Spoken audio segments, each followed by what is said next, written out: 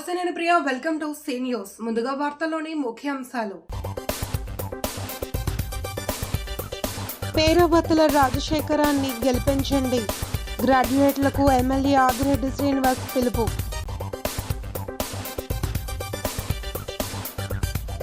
ఐదు నుండి చందన యాత్ర మహోత్సవాలు, 6న కళ్యాణం, 7న నిజరూప దర్శనం.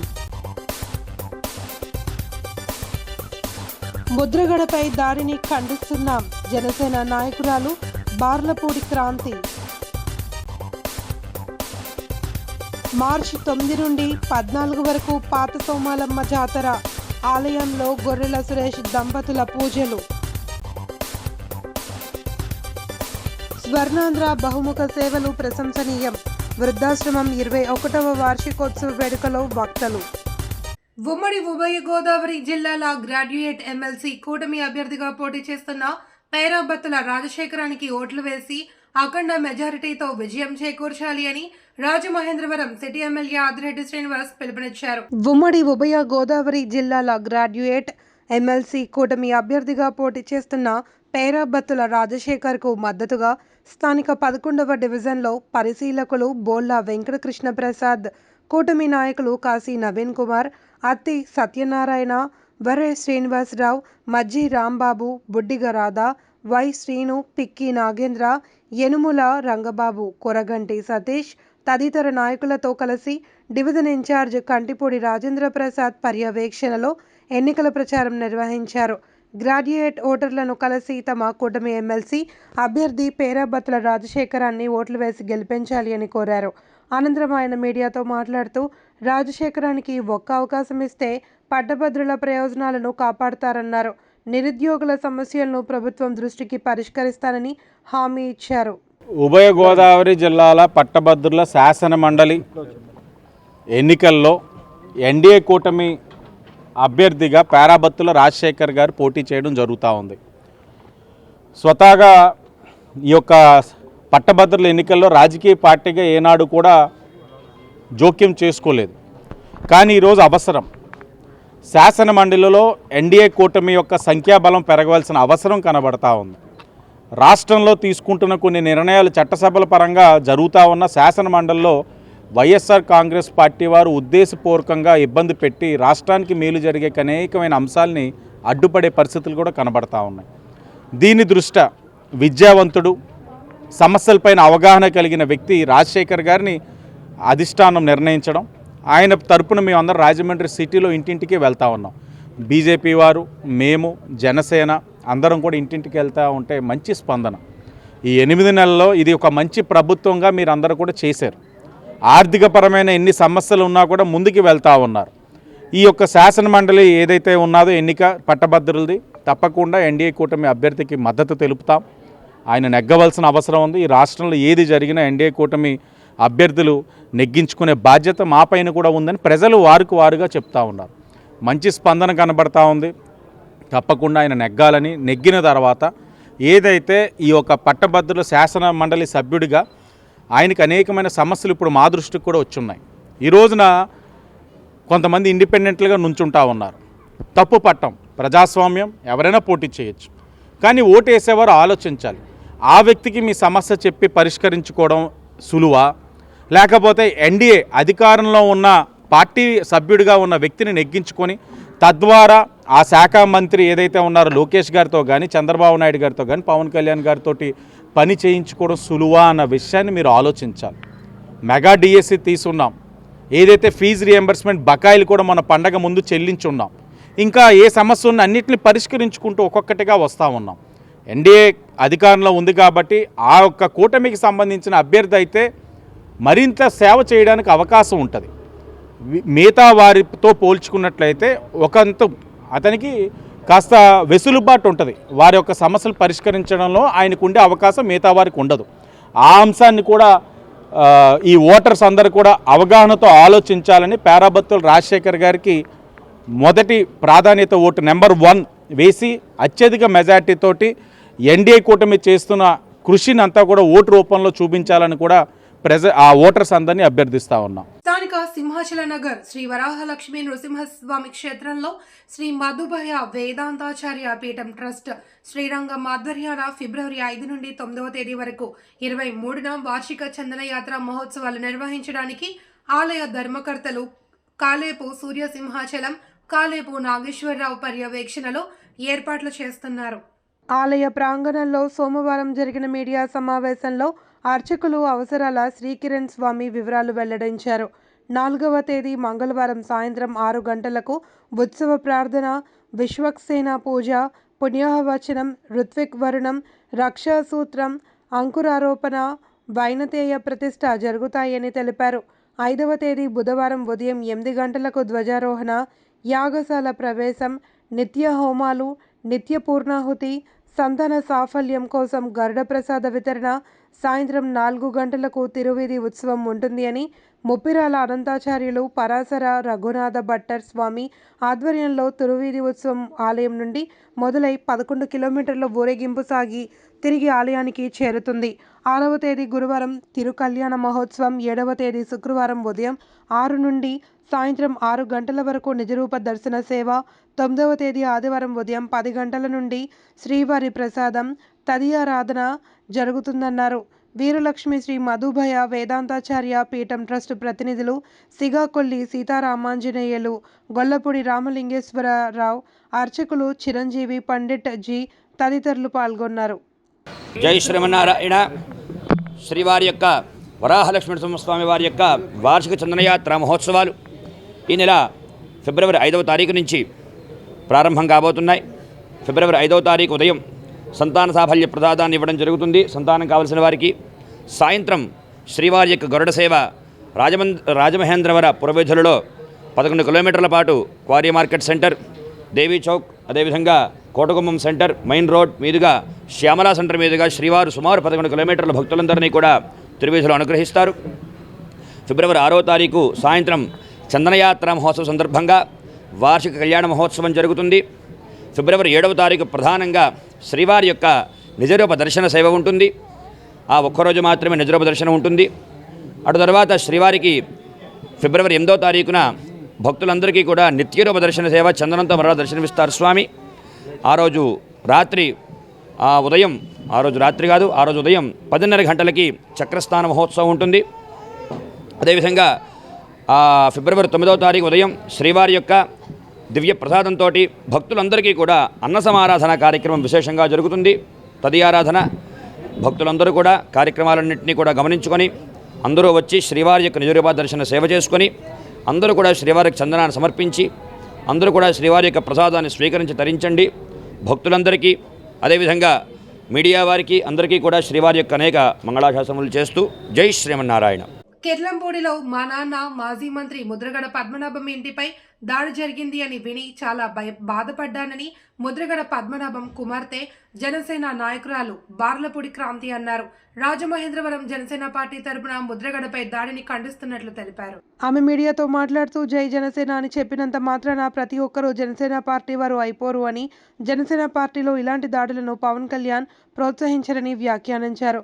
సోషల్ మీడియాలో వీడియోలు నేను చూశానని, అతనికి మతిస్థిమితం లేనట్లుగా నాకు అనిపించింది అని అన్నారు.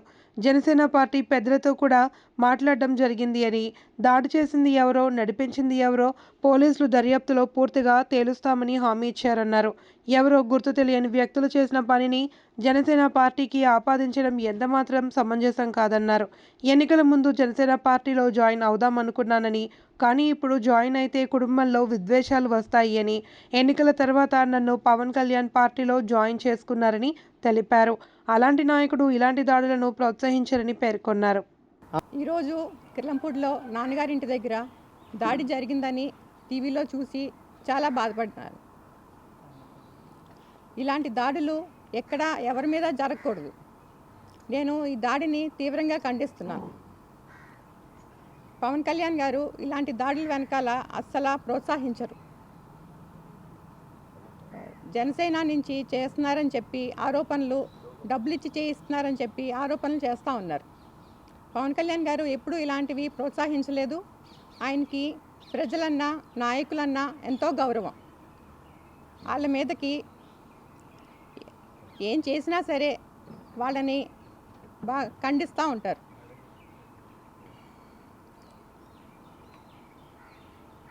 పోలీసులు ఈ విషయాన్ని క్షుణ్ణంగా పరిశీలించి ఎవరు చేయించారు, డబ్బులు ఇచ్చి చేయించారు అని, ఎవరికి లాభం అన్నది మొత్తం తెలుసుకొని బయట పెట్టాలని నేను కోరుకుంటున్నాను. ఈ వ్యక్తి ఎవరు అన్నది ఎవరో తాగేసి చేసినంత మాత్రాన అది జనసేన చేసిందని పార్టీ తరపున పార్టీకి చెప్పడం అన్నది కరెక్ట్ కాదు. ఎవరో 1-2 మీటింగులకు వచ్చి జనసేన జై జనసేన అన్నంత మాత్రాన వాళ్ళు చేసిన పనిని కూడా ఇలా పార్టీ పరంగా నెట్టడం కూడా అంత కరెక్ట్ కాదని నేను భావిస్తున్నాను. రాజమహేంద్రవరం గ్రామ దేవత పాత సోమాలమ్మ అమ్మవారి జాతర మహోత్సవాలకు వసంత పంచమి సందర్భంగా సోమవారం శ్రీకారం చుట్టారు. మార్చి 9 నుండి 14వ తేదీ వరకు అమ్మవారి జాతర మహోత్సవాలను ఘనంగా నిర్వహించేందుకు ఈ రోజు నుండి ఏర్పాట్లు ప్రారంభమయ్యాయి. ఆలయ చైర్మన్ వంశపార్యంపర ధర్మకర్త మాజీ కార్పొరేటర్ గొర్రెల సురేష్ దంపతుల చేతుల మీదుగా శాస్త్రోక్తంగా గణపతి పూజ నిర్వహించి ఉత్సవాల పనులకు శ్రీకారం చుట్టారు. 8:55 కొబ్బరికాయ కొట్టగా 9:30 గంటలకు మహిళలు పసుపు దంచే కార్యక్రమం ప్రారంభించారు. ప్రతి ఏటా గ్రామ దేవత పాదసోమలమ్మ ఆలయంలో జాతర మహోత్సవాలు గొర్రెల సురేష్ ఆధ్వర్యంలో అంగరంగ వైభవంగా నిర్వహించడం ఆనవాయితీగా వస్తోంది. ఆలయ ప్రధాన అర్చకుడు చంద్రమౌళి గణేష్ మాట్లాడుతూ వచ్చే నెల 8వ తేదీ నుంచి ప్రతిరోజు ఆలయం పసుపు దంచే కార్యక్రమం జరుగుతుంది అని, మహిళలందరూ ఈ కార్యక్రమంలో పాల్గొనాలని కోరారు. ఈ కార్యక్రమంలో పసుపుతో ఉత్సవాల ప్రారంభం రోజు చివరి రోజున అమ్మవారికి అభిషేకం నిర్వహిస్తామన్నారు. భక్తులందరూ జాతర మహోత్సవాల్లో పాల్గొని అమ్మవారిని దర్శించుకుని తీర్థ ప్రసాదాలు స్వీకరించాలి అని విజ్ఞప్తి చేశారు. శ్రీ మహాగణాధిపతయ నమః, శ్రీ గురుభ్యో నమః, శ్రీ సోమాలమ్మ దేవతాయే నమో నమః. అమ్మవారు సోమాలమ్మ అమ్మవారు గ్రామదేవత ఉత్సవాలు జరుగుతున్నాయి. రేపు పాల్గొన శుద్ధ ఏకాదశి నుంచి పౌర్ణమి వరకు అమ్మవారి యొక్క జాతర మహోత్సవాలు జరుగుతాయి. ఈ జాతర మహోత్సవాల్లో భాగంగా జాతరన్నింటికి కూడా పనులన్నింటికి శ్రీకారం చుట్టడం ఇవాళ జరిగింది. ఇవాళ విశేషమైనటువంటి రోజు శ్రీ పంచమి. ఇప్పుడు ప్రస్తుతం ప్రత్యేకంగా శ్యామలా నవరాత్రులు జరుగుతున్నాయి. ఈ శ్యామలా నవరాత్రుల్లో భాగంగా శ్రీ పంచమైనటువంటి ఈ రోజున ఆలయ వంశపారంపర్య ధర్మకర్త అయినటువంటి చైర్మన్ గారు శ్రీ గొర్రెల సురేష్ గారు దంపతుల చేతుల మీదుగా ముందుగా గణపతి పూజ, తర్వాత అమ్మవారికి కుంకుమార్చన చేయడం జరిగింది. అలాగే విశేషమైనటువంటి ఘట్టం ఏంటంటే ముత్తైదులందరి చేత కూడా ఈ నెల రోజుల పాటు జాతర ప్రారంభమైనటువంటి ముందు రోజు వరకు కూడా పసుపు దంచేటువంటి కార్యక్రమం పెట్టడం జరిగింది. ఇక్కడ ఈ పసుపు దంచగా వచ్చినటువంటి ఈ పసుపుతోటి అమ్మవారికి జాతర ప్రారంభం రోజున, జాతర చివరి రోజున కూడా ఈ పసుపుతోటే అభిషేకం చేయడం జరుగుతుంది. విశేషంగా ప్రతి సంవత్సరం యథావిధిగా జరుగుతున్నటువంటి కార్యక్రమాల్లో భాగంగా జాతర మహోత్సవాలు ఈ నెల మార్చి 9 నుంచి 13 వరకు జరుగుతాయి. అందుచేత భక్తులందరూ కూడా ఈ యొక్క కార్యక్రమంలో పాల్గొనండి. ముఖ్యంగా ఆడవారందరూ కూడా ఈ దేవాలయంలో ఏర్పాటు చేసినటువంటి పసుపు దంచేటువంటి కార్యక్రమంలో పాల్గొని తమ యొక్క సౌభాగ్యాలన్నింటినీ కూడా అమ్మవారి యొక్క అనుగ్రహంతో బాగుండాలని వేడుకుంటూ అమ్మవారి అనుగ్రహం పొందాలని కోరుకోండి అందరూ కూడా. స్వర్ణాంధ్ర స్వచ్ఛంద సేవా సంస్థ ద్వారా లయన్ డాక్టర్ గుబ్బల రాంబాబు సమాజంలో అవసరార్థులకు అందజేస్తున్న బహుముఖ సేవలు ప్రశంసనీయమని వక్తలు పేర్కొన్నారు. లాలచెరువు స్వర్ణాంధ్ర వృద్ధాశ్రమం 21వ వార్షికోత్సవ వేడుకలు సోమవారం స్వర్ణాంధ్ర నిర్వాహకులు గుబ్బల రాంబాబు అధ్యక్షతన జరిగాయి. ఈ వేడుకలలో ముఖ్య అతిథులుగా విశ్రాంత ఆర్డీఓ మారిశెట్టి జితేంద్ర, విశ్రాంత additional SP Vasamsetti Gopalakrishna, telecom విశ్రాంత DGM KV Chalapathirao, engineer Omprakash, Y Ramalingeswararao తదితరులు పాల్గొని మాట్లాడుతూ స్వర్ణాంధ్ర స్వచ్ఛంద సేవా సంస్థ సమాజంలోని అనేక వర్గాల వారి అవసరాలను గుర్తెరిగి సేవలను అందించడం అనేది అభినందనీయమన్నారు.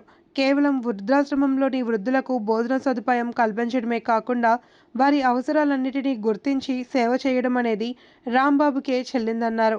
రాంబాబు మాట్లాడుతూ 21 సంవత్సరాల క్రితం క్వారీ ప్రాంతంలోని వృద్ధులకు ఒక్కపూట భోజనం కూడా అందడం లేదని గుర్తించి వారి అవసరాన్ని గుర్తించి స్వర్ణాంధ్ర వృద్ధాశ్రమం ద్వారా వృద్ధులకు భోజనం పెట్టే సేవకు శ్రీకారం చుట్టింది అని గుర్తు చేశారు. అనంతరం రగ్గులు, నిత్యావసరాలు, 100 నగదు ఆశ్రమంలోని వృద్ధులకు ముఖ్య అతిథుల చేతుల మీదుగా అందజేశారు. అతిథులను దుస్సాలువాతో సత్కరించి జ్ఞాపికను బహుకరించారు. జాతీయ trainer K Nagireddy, helping hands Anoop Jain, Venkataratnam, Swarnandhra సిబ్బంది తదితరులు పాల్గొన్నారు. స్వర్ణాంధ్ర వృద్ధాశ్రమం స్థాపించి నేటికి 21 వార్షికోత్సవంలోకి మనం అడుగెడుతున్న సందర్భంగా ఈరోజు వృద్ధాశ్రమం ప్రాంగణంలో 21వ వార్షికోత్సవ వేడుకలు మనం నిర్వహించుకోవడం జరిగింది. దీనికి అతిథులుగా విశ్రాంత డిప్యూటీ కలెక్టర్ శ్రీ మారిశెట్టి జితేంద్ర గారు, అలాగే అదనపు superintendent of police Shri Vasamsetti Gopalakrishna garu, అలాగే టెలికామ్ అడిషనల్ డీజీఎం చలపతిరావు గారు, అలాగే ఇరిగేషన్లో ఎస్సీగా పనిచేసినటువంటి ఓంప్రకాష్ గారు, మిగతా దాతలు, మన మిత్రులు, స్వర్ణాంధ్ర సేవా సంస్థ సభ్యులు, స్వీకర్తలు అందరూ కూడా ఈ కార్యక్రమానికి విచ్చేశారు.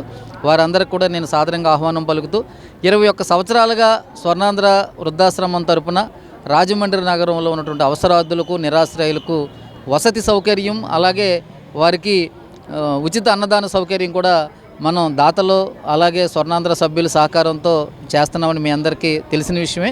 ఈ సందర్భంగా స్వర్ణాంధ్ర వృద్ధాశ్రమం ద్వారా సుమారు ఇక్కడ 30 మందికి మనం నివాసం ఇచ్చాం. అలాగే నిరాశ్రయాల కేంద్రం ద్వారా ఒక 70 మంది కంబాల చెరువులో మా దగ్గర ఉంటున్నారు. 100 మందికి ఉచితంగా నిరాశ్రయులకి అవకాశం అంటే ఉచితంగా నివాసం కల్పించే అవకాశం కల్పించినటువంటి మరి రాజమండ్రి నగర పౌరులందరికీ కూడా నేను ధన్యవాదాలు తెలియజేస్తున్నాను. వారి ఆలనా పాలన చూసుకుంటూ వారికి కావాల్సినటువంటి కనీస సౌకర్యాలన్నీ కూడా మనం స్వర్ణాంధ్ర పక్షాన ఏర్పాటు చేస్తామని మీకు తెలియజేస్తున్నాం. మరి రాబోయే రోజుల్లో ఇప్పటికే మొబైల్ అన్నదాన సేవల ద్వారా మన పుష్కరాల రేవులోని అలాగే ప్రభుత్వ ఆసుపత్రి దగ్గర ప్రతిరోజు 500 మందికి అన్నదానం చేయడం జరుగుతుంది. అలాగే మిగులు ఆహార పదార్థాలను సేకరించడం మన గౌరవ మాజీ పార్లమెంట్ సభ్యులు ఉండవేల అరుణ్ కుమార్ గారు ఇచ్చినటువంటి మొబైల్ ఫుడ్ వ్యాన్ ద్వారా మరి సాయంత్రం పూట కూడా మరి మున్సిపల్ ఆఫీస్ దగ్గర సాయంత్రం భోజనాలు కూడా మరి పంపిణీ చేస్తున్నామని మీ అందరికీ తెలియజేస్తూ, అలాగే ఎవరైతే ఆసుపత్రి పనుల నిమిత్తం ఆపద కాలంలో కష్టకాలంలో ఆసుపత్రులకు వచ్చిన వాళ్ళకి వారి కుటుంబ సభ్యుల అవసరార్థం వారికి క్యారేజీలు కూడా ఇచ్చే ఒక కార్యక్రమాన్ని కూడా ఈ సందర్భంగా మేము మీ ద్వారా తెలియజేస్తున్నాం. మరి రాజమండ్రి నగరంలో ఎవరైతే అవసరార్థులు ఉన్నారో ఆ అవసరార్థులకి మనం సహాయం చేయడానికి ఎవరైతే ఏ అవసరం ఉందో వారికి మేము తోచిన రీతిలో దాతల దగ్గర కానీ లేకపోతే మేము స్వయంగా కానీ ఎవరైనా కలిసి వచ్చిన వాళ్ళతో మనం వారి సహకారం తీసుకుని రాజమండ్రి నగర ప్రజలకి ఎవరైతే అవసరమో వారికి సేవలు చేయడానికి స్వర్ణాంధ్ర వృద్ధాశ్రమం ఎప్పుడూ సిద్ధంగా ఉంటుందని, సమస్త కార్యకలాపాలకి సహకరిస్తున్నటువంటి ఇక్కడ సిబ్బందికి, సహకరిస్తున్న దాతలకు, నగర ప్రజానికానికి, ముఖ్యంగా మమ్మల్ని 1991 ఊరు వచ్చిన దగ్గర నుంచి ప్రోత్సహిస్తున్న మీడియా మిత్రులు, మా సొంత కుటుంబ సభ్యులు లాంటి వారు, వారికి కూడా నేను ప్రత్యేకమైనటువంటి ధన్యవాదాలు, అభినందనలు తెలియజేస్తూ మేము స్వర్ణాంధ్ర సేవా సంస్థ కార్యకలాపాలకి సహకరించాలని, మా భాగస్వామ్యంతో మరింత మంది అవసరార్థులు సేవల్లో మరి చేయడానికి మీరందరూ కూడా మాతో భాగస్వాములు అవ్వాలని నేను ఆహ్వానిస్తూ సెలవు తీసుకున్నాను. Thank you. నూతన భవనంలో ఏర్పాటు చేసిన coastal local area bank limited ప్రారంభోత్సవ కార్యక్రమం ఘనంగా జరిగింది. ఏవి అప్పారావు రోడ్ నుండి ఇక్కడికి బ్రాంచ్ ను అన్ని అధునాతన సదుపాయాలతో ప్రారంభించినట్లు CEO and MD M Venugopal Reddy తెలిపారు. Rotary assistant governor Dakarapu Krishna, CREDAI Rajahmundry chairman M Santosh Phanikumar, chamber అధ్యక్షులు Tavva Raja, doctor Gautam Reddy Satti, CEO and MD B Venugopal Reddy ribbon కత్తిరించి జ్యోతి వెలిగించి కోస్టల్ బ్యాంక్ను ప్రారంభించారు. వారు మాట్లాడుతూ బ్యాంక్ ఖాతాదారులకు మరింత మెరుగైన సేవలు అందించడంతో పాటు వ్యాపార వృద్ధి చెందాలి అని ఆకాంక్షించారు. సీఈఓ మాట్లాడుతూ 25 సంవత్సరాలుగా coastal local area bank Guntur నుండి విశాఖపట్నం వరకు 50 బ్రాంచీలు, 45 ఏటీఎంలతో సేవలు అందిస్తుందన్నారు. కొత్త భవనం చాలా సౌకర్యవంతంగా ఖాతాదారులకు సేవలందించేందుకు మంచి వాతావరణంలో ఉందన్నారు. బ్యాంక్ వ్యాపారాన్ని మరింత విస్తరించడానికి అధికారులు, సిబ్బంది కృషి చేయాలి అని శుభాకాంక్షలు తెలిపారు. ఈ కార్యక్రమంలో branch manager K Apparao, cluster head V Ravikumar, ఇతర సిబ్బంది, ఖాతాదారులు పాల్గొన్నారు. 20 సంవత్సరాల చరిత్ర ఉన్న కోస్టల్ లోకల్ ఏరియా బ్యాంకు ఈరోజు తమ రాజమండ్రి శాఖను కొత్తగా ప్రిమిసెస్లోకి మార్చి ప్రారంభోత్సవం జరిగింది. కోస్టల్ లోకల్ ఏరియా బ్యాంకు గత గుంటూరు జిల్లా నుంచి విశాఖపట్నం వరకు ఉన్న ఏరియాలో ఇది ప్రాంతీయ బ్యాంక్ అండి. 50 బ్రాంచులు, 45 ఏటీఎంలతోటి సేవ చేస్తుంది.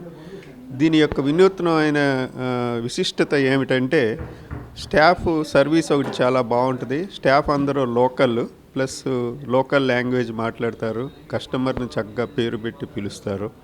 సాయంత్రం 6 గంటల వరకు సేవలు అందిస్తారు. తర్వాత ఎవరైనా లోన్ కోసం వచ్చినా కూడా మేము చేయగలమో చేయలేమో ఏదో ఒకటి ఒక డెసిషన్ అనేది ఎమ్మటే ఇస్తారు. సో వీటన్నిటి మూలంగా మా యొక్క కస్టమర్ తోటి రిలేషన్షిప్ చాలా స్ట్రాంగ్గా ఉంటుంది. ఈ బ్రాంచ్ యొక్క లొకేషన్ ఒకటి చాలా చక్కగా ఉంది. మెయిన్ రోడ్డు మీద గ్రౌండ్ ఫ్లోరు, మంచి బిజినెస్ ఏరియాలో పెట్టారు. సో ఇదివరకటి కన్నా కూడా ఇది లొకేషనల్ అడ్వాంటేజ్ అది ఉంటుంది కాబట్టి ఈ బ్రాంచ్ దినదిన ప్రవర్ధమానమై చక్కగా బాగా బిజినెస్ అది పెరిగి one of the leading branches అవుతుందని ఆశిస్తూ మా బ్రాంచ్ స్టాఫ్కి శుభాకాంక్షలు తెలియజేస్తున్నాను. ప్రజల్లోకి చాలా బలంగా చాలా తొందరగా వెళ్ళగలిగేటటువంటి స్ట్రాటజీ ఈ కోస్టల్ బ్యాంక్ ఉంది.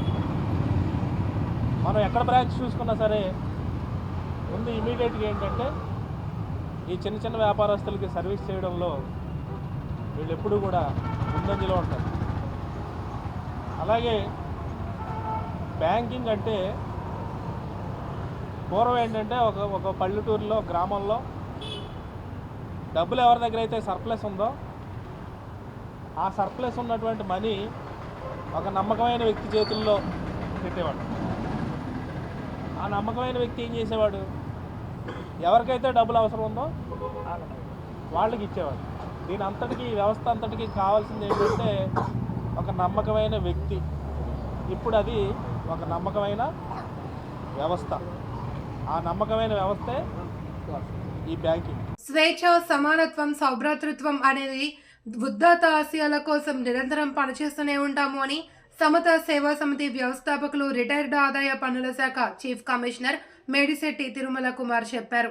సమితి 30వ వార్షికోత్సవ ప్రత్యేక సంచిక ఆవిష్కరణ రాజమండ్రి ప్రెస్ క్లబ్లో జరిగింది. ప్రొఫెసర్ కె సుమన్ చంద్ర ప్రత్యేక సంచికను ఆవిష్కరించారు. తిరుమల కుమార్ అధ్యక్షతన జరిగిన సభలో వ్యవస్థాపక కార్యదర్శి సానబోయిన రామారావు, సమితి అధ్యక్షుడు రిటైర్డ్ తహసీల్దార్ కె చంద్రశేఖర్, వాణిజ్య పన్నుల శాఖ retired joint commissioner K V Jagadishwar, ఉపాధ్యక్షుడు పెదపట్నపు గంగాధర్రావు, వ్యవస్థాపక ఉపాధ్యక్షుడు గుమ్మడి సమర్పణరావు తదితరులు పాల్గొన్నారు. తిరుమల కుమార్ మాట్లాడుతూ పోటీ పరీక్షలకు హాజరయ్యే వరకు యువతకు సరైన గైడెన్స్, శిక్షణ ఇవ్వడానికి సమతా సేవా సమితి స్థాపించి ఎంతో మందికి ఉద్యోగాలు పొందేలా చేయగలిగామని గుర్తు చేశారు. సమాజంలో అందరూ చదువుకోవాలి అనేది సంస్థ లక్ష్యమని, విద్య, ఉద్యోగ, రాజకీయం, ఆర్థిక, సామాజిక సమానత్వం కోసం కృషి చేస్తామన్నారు.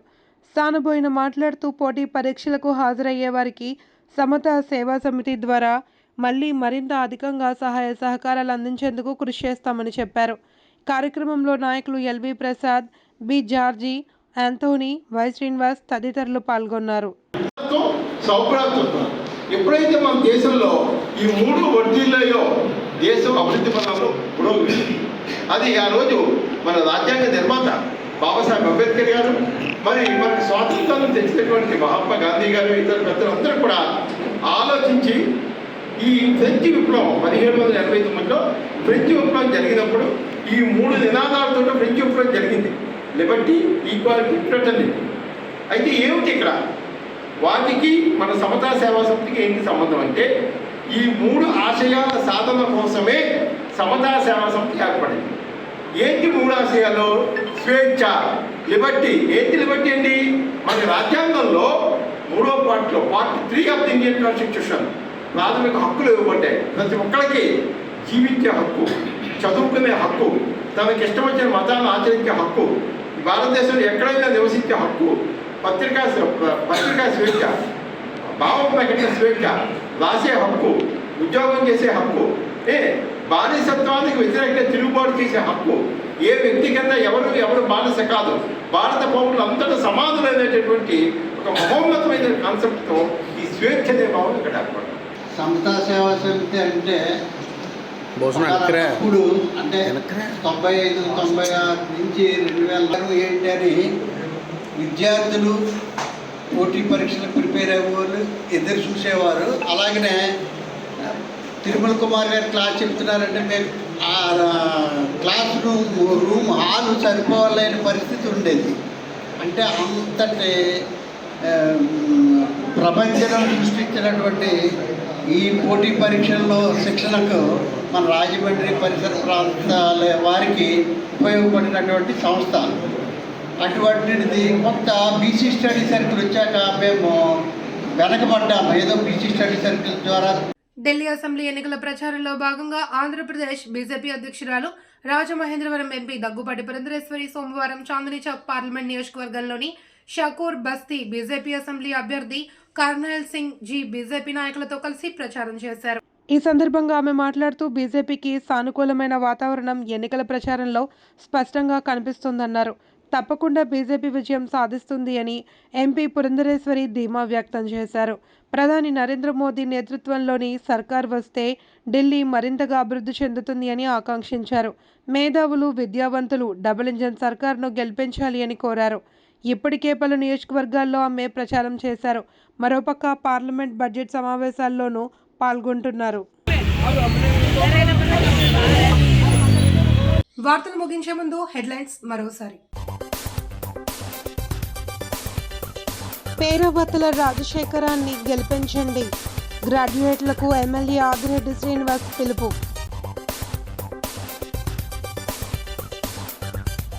5 నుండి చంద్రయాత్ర మహోత్సవాలు, 6న కళ్యాణం, 7న నిజరూప దర్శనం. ముద్రగడపై దాడిని ఖండిస్తున్నాం, జనసేన నాయకురాలు బార్లపూడి క్రాంతి. మార్చి 9 నుండి 14 వరకు పాత సోమాలమ్మ జాతర, ఆలయంలో గొర్రెల సురేష్ దంపతుల పూజలు. స్వర్ణాంధ్ర బహుముఖ సేవలు ప్రశంసనీయం, వృద్ధాశ్రమం 21వ వార్షికోత్సవ వేడుకలో వక్తలు. వార్తలందరితో సమాప్తం. మళ్ళీ మరొక బులెటిన్లో కలుద్దాం. చూస్తూనే ఉండండి సీ న్యూస్.